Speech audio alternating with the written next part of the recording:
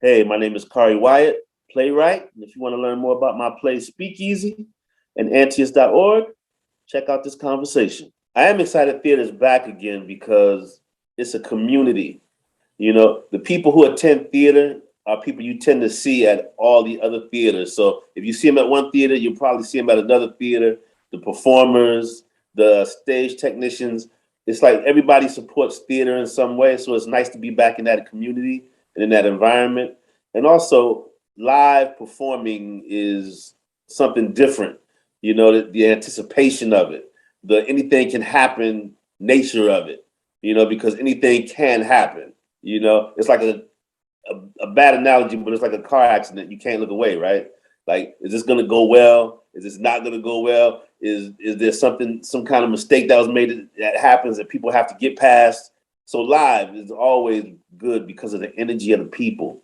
You know, they bring that energy, and the energy gets transferred to the stage, and the stage sends it back out to the audience. So live is always, to me, the best type of entertainment. Originally, Speakeasy started out as an audio play. Antaeus Theater Company asked for pitches from writers in their writers lab for short audio plays, you know, that took place in various area codes in the city, and as a way to produce content during the pandemic, but also to let people know different facets of Los Angeles where they might not have ever visited, or history they might not have known about. And in my case, I had read a book called Bright Boulevard, Bold Dreams by Donald Bogle, who's a Black film historian. And in that book, he basically talks about Black Hollywood, but Black Hollywood as it incorporated the ecosystems of Los Angeles for Black people in the 20s on up through the 50s. So it was about people trying to break into Hollywood as performers, but also about people who worked as maids and butlers and drivers for Hollywood celebrities, white Hollywood celebrities. It was about people in the community who owned restaurants and bars. It was about the Black newspapers that, you know, gave news of the Black community in Los Angeles and nationally, right? So you learned about all these different people.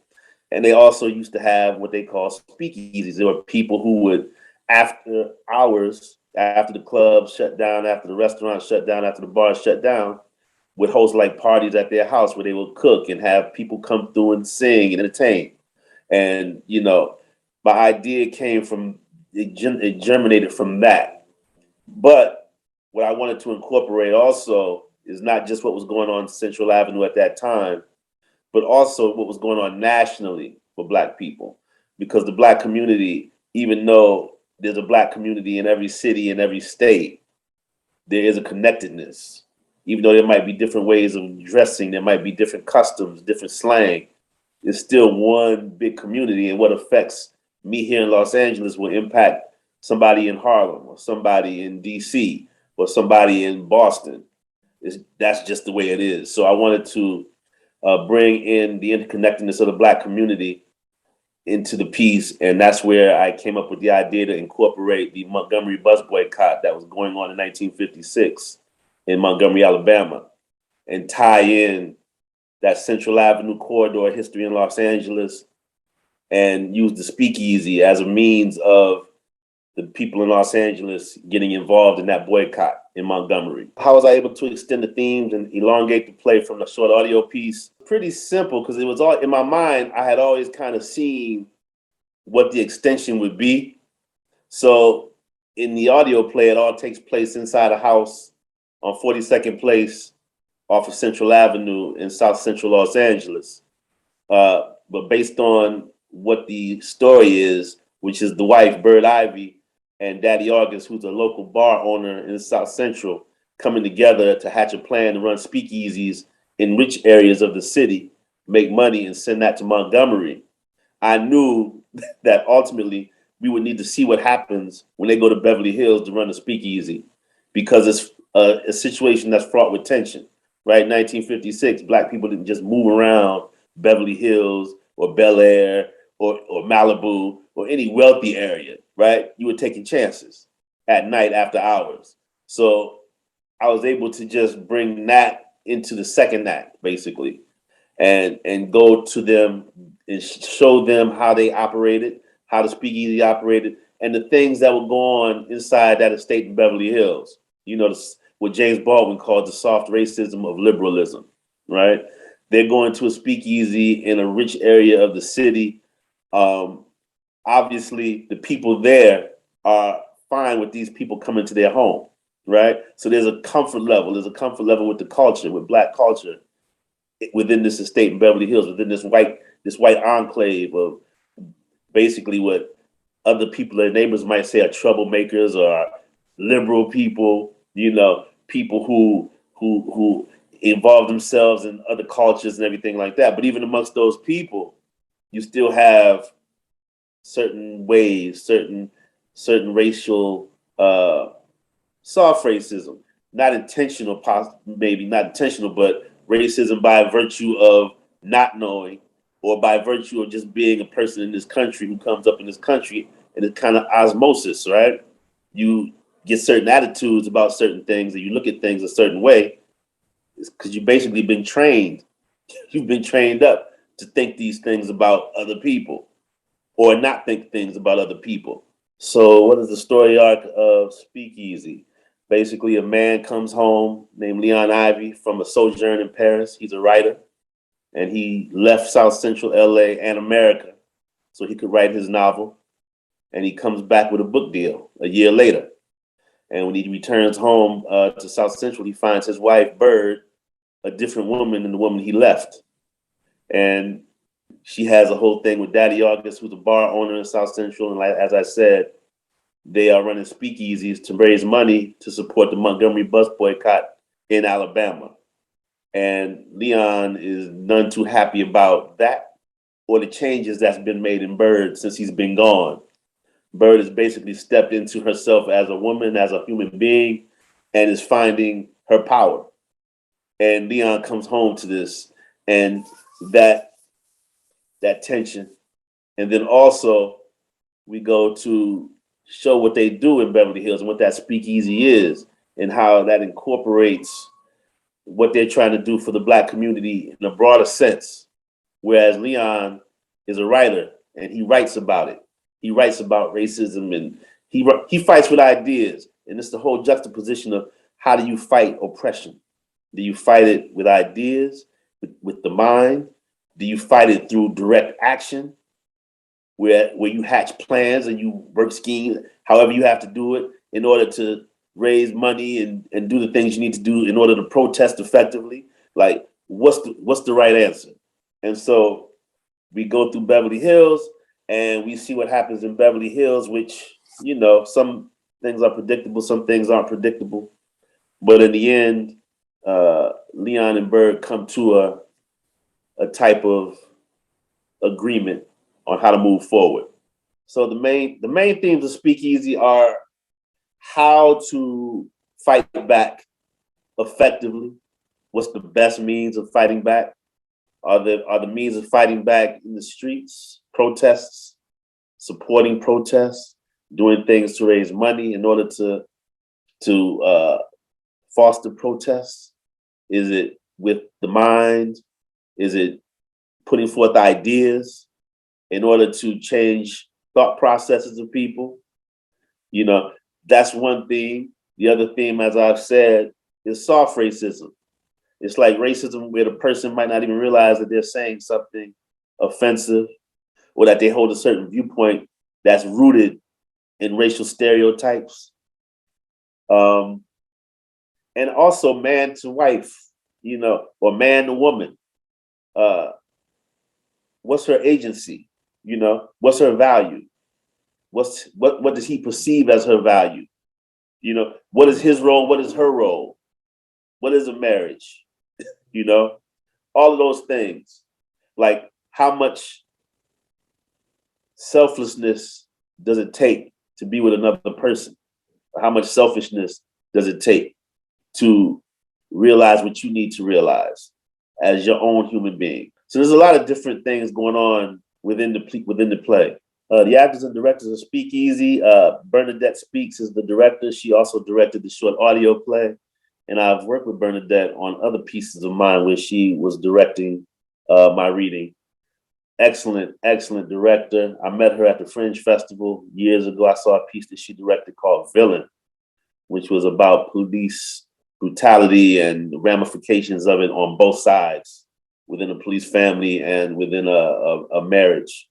Bernadette's excellent. She's also an actor. She's been on All American and different TV shows and movies throughout the years. The cast, I have two of the cast members back from the audio play. Lloyd Roberson Jr. playing Leon Ivy and Bernard Addison playing Daddy August. We have a new bird for this reading, and that's Cherish Monique Duke, who lately was in Seven Guitars out at the Noise Within Theater Company. She's an excellent actress, and another person who people in the theater community here in Los Angeles would know her work. Jocelyn Town and Adam Smith played the Delanes, the couple from Beverly Hills who host the Speakeasy, and all TV and theater actors, you know, people you've seen their faces. Really actors who go deep. The performers who really open themselves up and bring forth character in realistic and exalted ways. I think people will really enjoy them as performers. First, I want them to be entertained. I mean, that's why they come, right? People come to see movies, TV, theater, listen to music. They want to be entertained. So hopefully, job number one is complete. You know, when they hear when they hear the play, they'll be entertained by what happens in the play. But beyond that, which is always my goal, is the beyond that. I really want people to just think about where they stand as a human being. You know, what looks familiar to you? What doesn't look familiar to you? Are you somebody who, you know, has some experience within a marriage? And does it make you reconsider some things maybe you've done or haven't done? You know, how you've acted or not acted? Are there changes you can make? Are there changes you might want to make going forward to make things better or make yourself better or help your spouse be better? In terms of race, like I said, are you somebody who you recognize on that stage, like this soft racism? You're a person, you're a liberal, you know, you vote for liberal progressive candidates, you send money for charities, you support all types of different organizations that support all types of different communities and endeavors in the United States. So you would think of yourself as somebody who's an ally, as a person who's open-minded, you don't have a racist bone in your body. But when you hear the play, is that all the way true? You know, do you have some attitudes that you didn't realize you had, or maybe that you didn't realize would be offensive to someone, that are rooted in the history of this country? I mean, it's hard to grow up in this country and escape race, to escape class. You know, we're going through a major thing in this country now with haves and have-nots, right? Where you have literally a small segment of people with so much of the wealth. And there's even people who would be considered rich at one point are now middle class people. You know, you make a couple $100,000 a year, you're like middle class now. Like a couple $100,000 is a lot of money, you know. But now it's not really. So if you're making $40,000 or $30,000 a year, you're kind of impoverished, you know. So I just want people to really look at themselves always.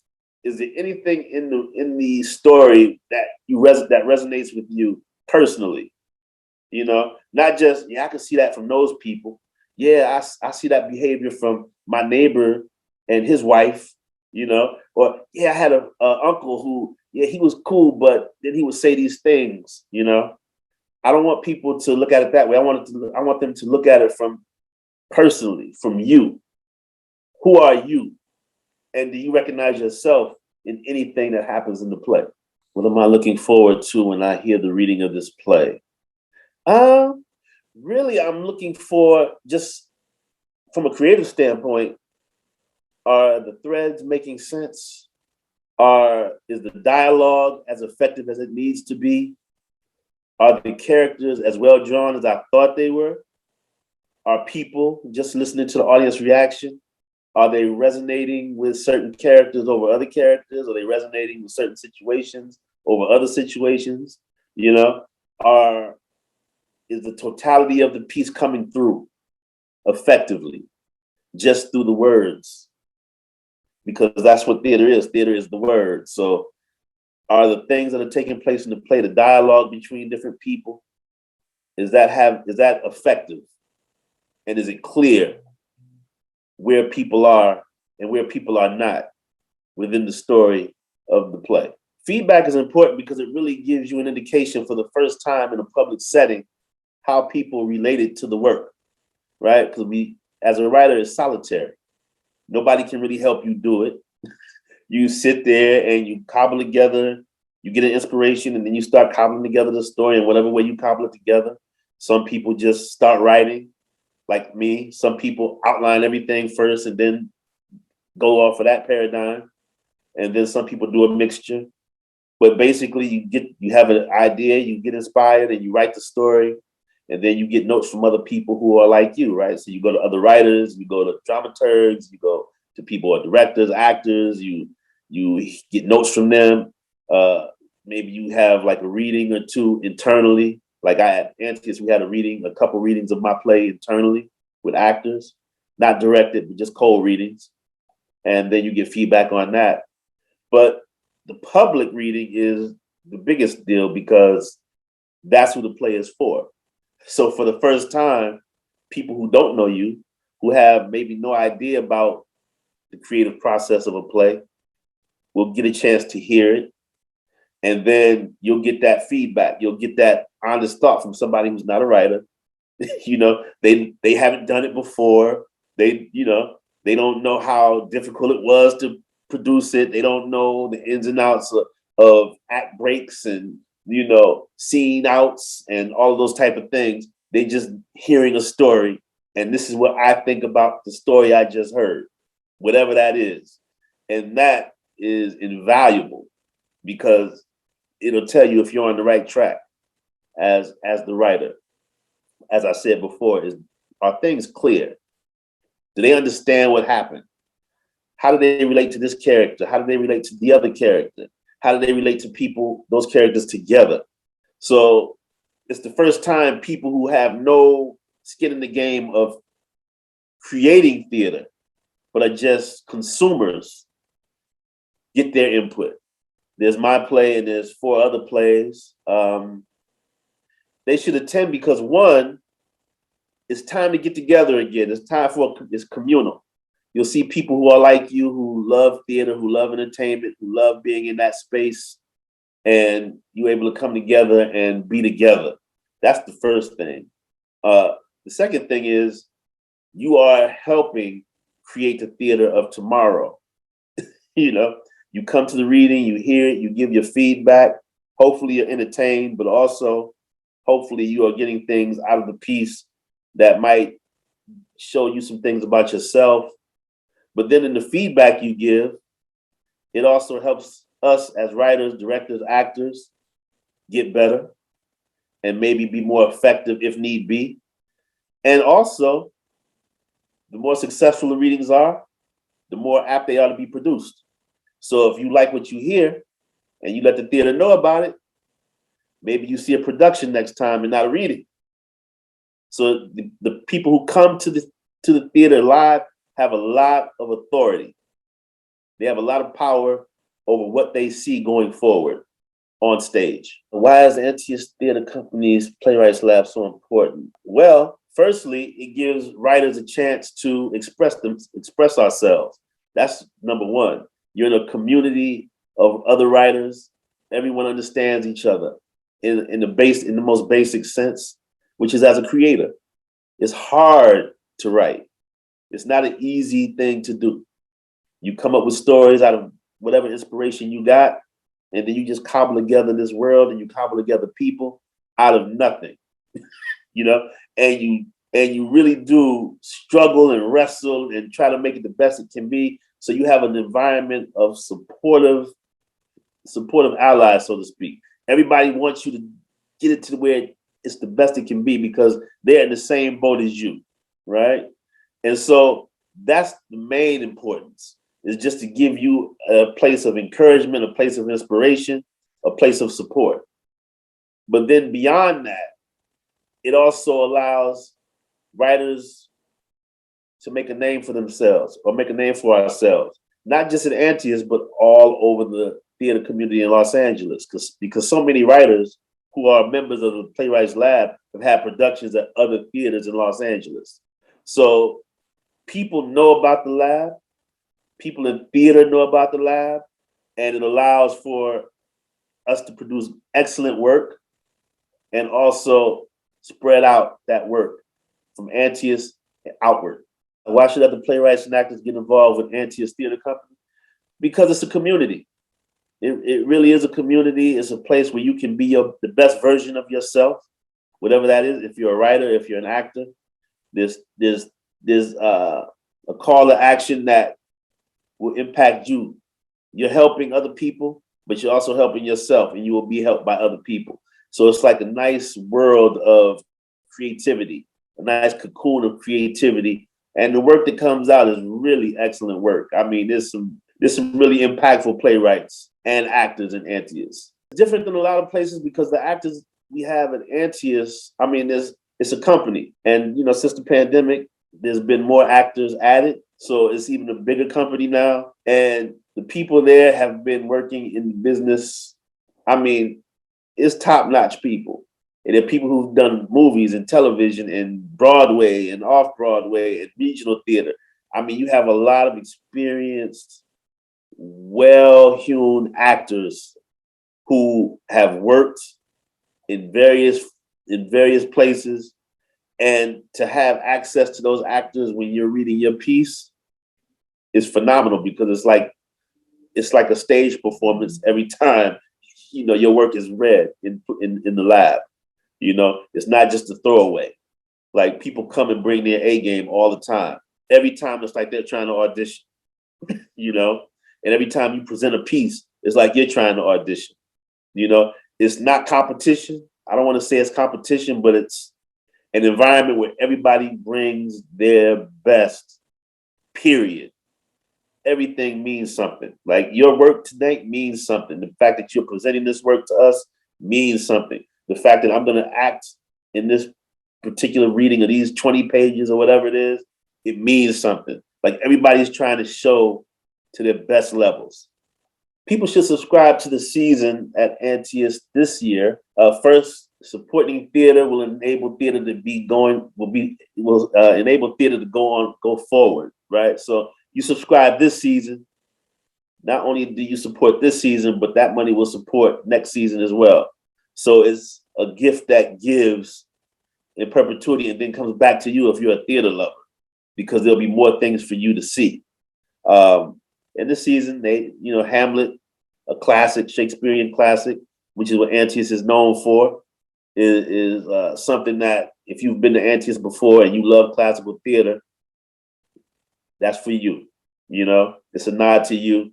And then we have a Brandon Jacobs Jenkins piece in the fall, which is a more modern play, not a classic in the sense of O'Neill or Shakespeare, but is a modern classic. And so you're getting a new classic with Brandon Jacobs Jenkins, and then you're getting a traditional classic with Hamlet. And then with the lab results readings, you're getting some modern takes on our world and things that can, be classics down the line, possibly, hopefully.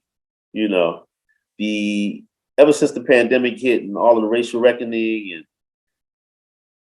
I feel like the mode of what designates a piece of work a classic is starting to change, right?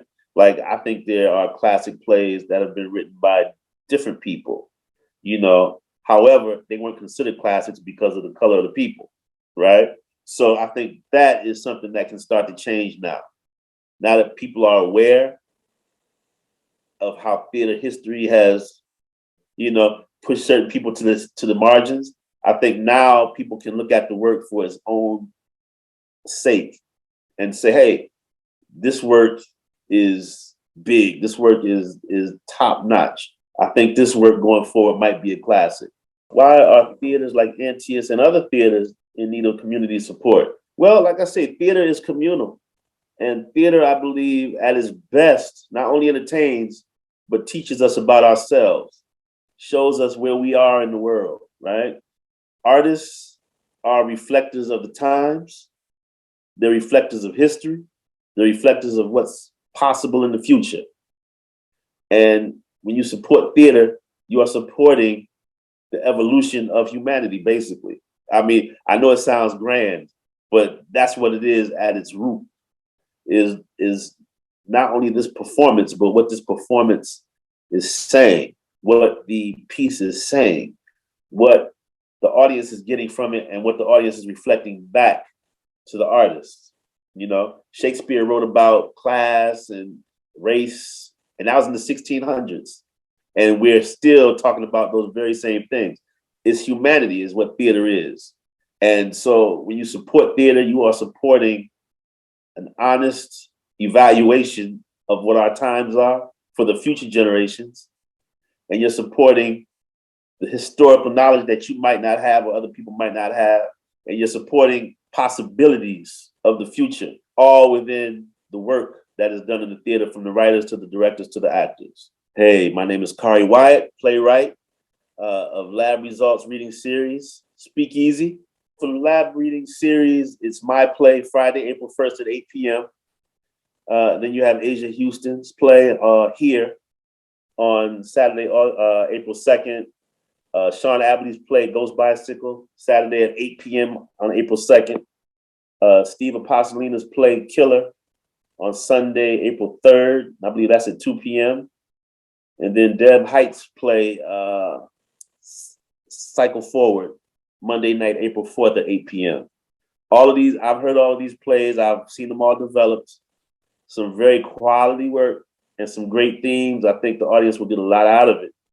So I would love you to come see my play April 1st. But I really want you to also go on Antaeus.org, go to the plays and events and tickets tab, and you can read about all the other plays that are being read and support those plays as well if you can.